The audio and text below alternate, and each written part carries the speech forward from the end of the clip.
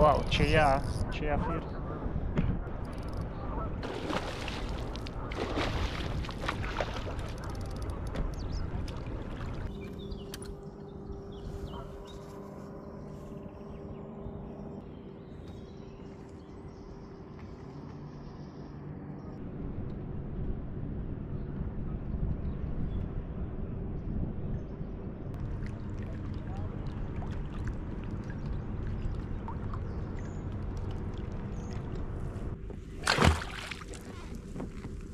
În momentele ce urmează am să încerc să pescuiesc ori la știucă, ori la somn. Acesta este wobblerul pe care am să-l folosesc. Spun ori la știucă, ori la somn, deoarece în zona în care pescuiesc mi s-a întâmplat de multe ori să prind atât somn cât și știucă. Wobblerul pe care am să-l arunc în luptă de data aceasta este wobblerul pe care bine îl cunoașteți de la Rapala Jack Depth de 7 cm. Bineînțeles cu ancore schimbate pentru a rezista mult mai bine. Lanseta pe care am să o folosesc este Daiwa Legalis și echipată cu mulinete de la Shimano Stradic. Și lansăm în direcția aceasta. Sper să nu deranjez foarte mult lebedele, care se pare că sunt și ele la ora mesei. Poate reușesc să deranjez vreun pește.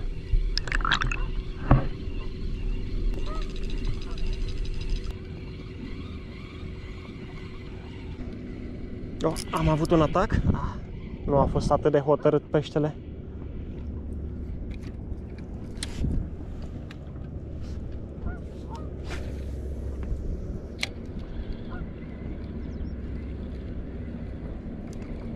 Mergem cu motorul așa în treapta 1, la relantiu să spun așa, și căutăm pești. Să vedem pe unde se ascund în această după-amiază. Se pare că tocmai am prins un pește, nu deloc mic.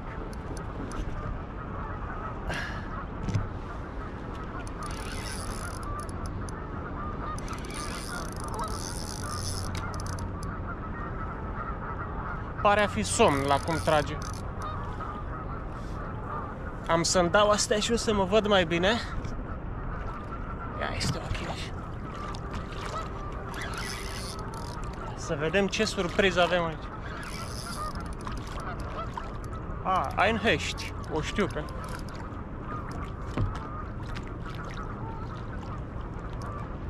La cum trăgea am crezut că este somn.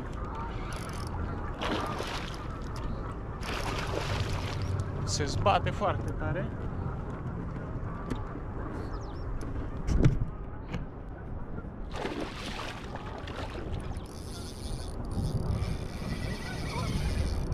Wow, ce ia fir.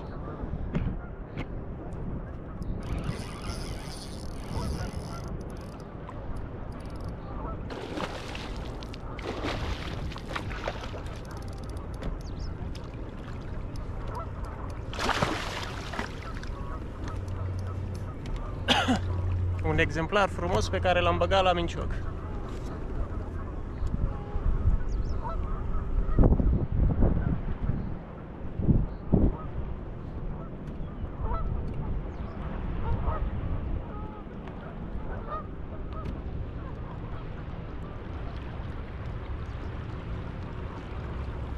Încerc să mă îndepărtez de această zonă, deoarece valurile tind să mă tragă în Rinul Mare.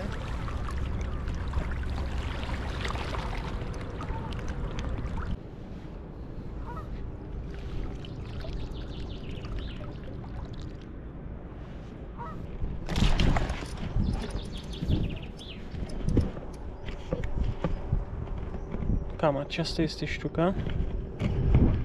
Imediat am să o prezint și mai bine. În sfârșit am reușit să eliberez wobblerul din gură. Era prins foarte bine. M-a și rănit puțin, uitați, am urme de sânge pe la deget, dar este normal atunci când prinzi știucă. Este imposibil să nu te zgârie. Are foarte mulți dinți. Uitați despre ce frumusețe de știucă.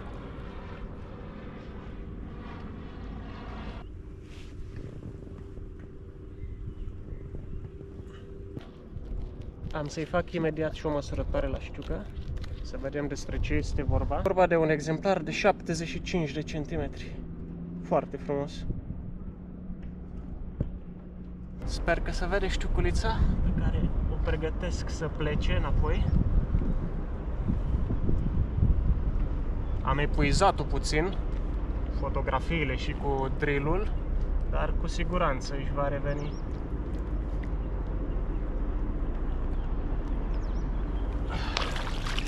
S-a dus. O frumusețe de știucă.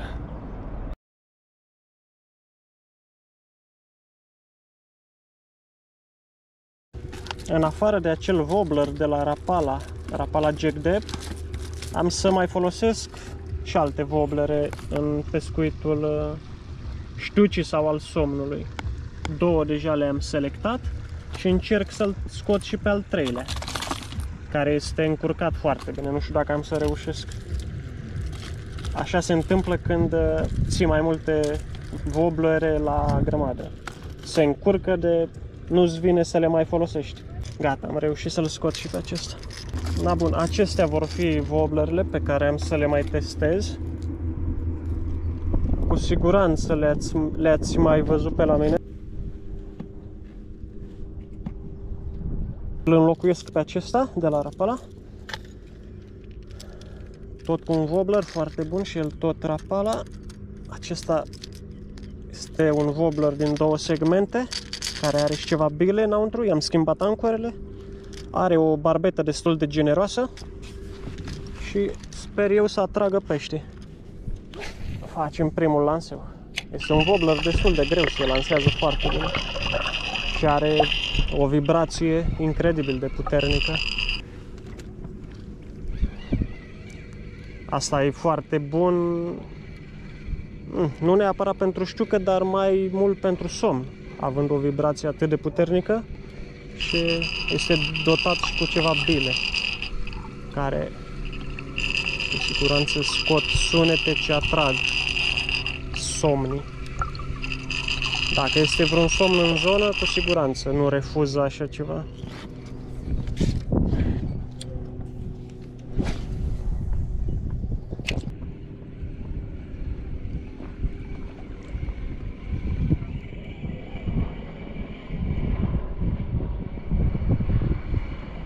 Bun, se pare că astăzi acest wobbler nu a fost eficient, de aceea am să-l înlocuiesc cu următorul wobbler pe care am să-l folosesc. Wobblerul de 11 cm de la Rapala Dancing, ce merge până la o adâncime de 9 metri. Îl punem în agrafă și îl trimitem să facă mișcare.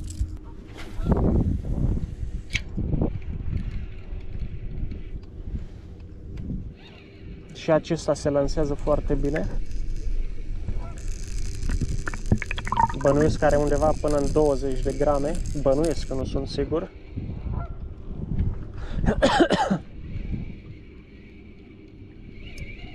La fel și pe acesta am să-l recuperez cu pauze, deoarece peștii pe care îi vizez sunt pești lenți, atât somnul cât și știuca.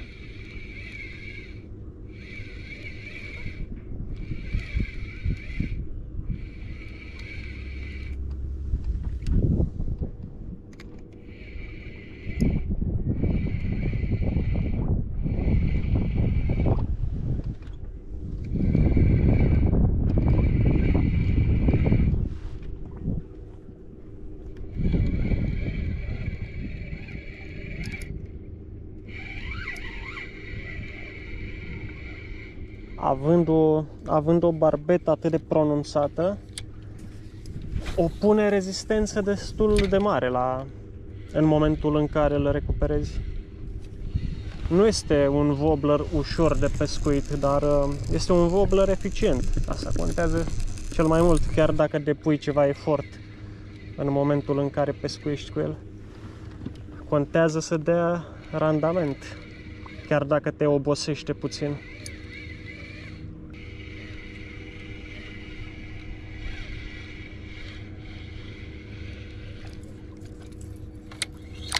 Da, se pare că Se pare că necesită curățat, deoarece a adus ceva alge.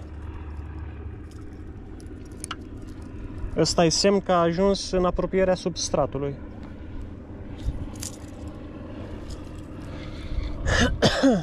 Na bun, mai fac o lansare cu el și am să-l testez și pe celălalt pe care l-am la dispoziție.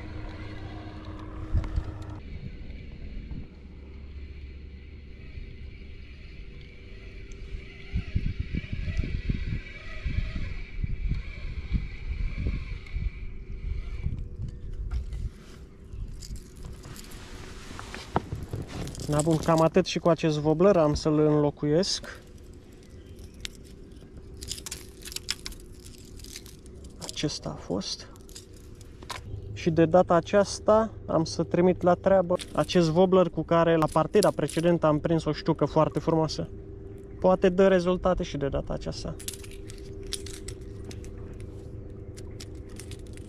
Trimitem la lucru și vedem ce rezultate aduce. Foarte bine se lansează. Spre deosebire de celelalte 3 wobblere cu barbetă foarte pronunțată, acesta nu mai coboară atât de mult. Acesta coboară până undeva la 3 metri, în funcție de cum este recuperat.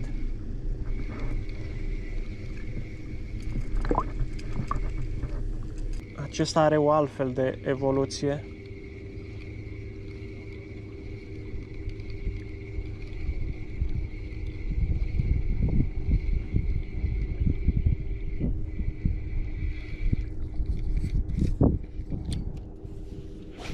De foarte multe ori mi s-a întâmplat să prind somn la acest wobbler.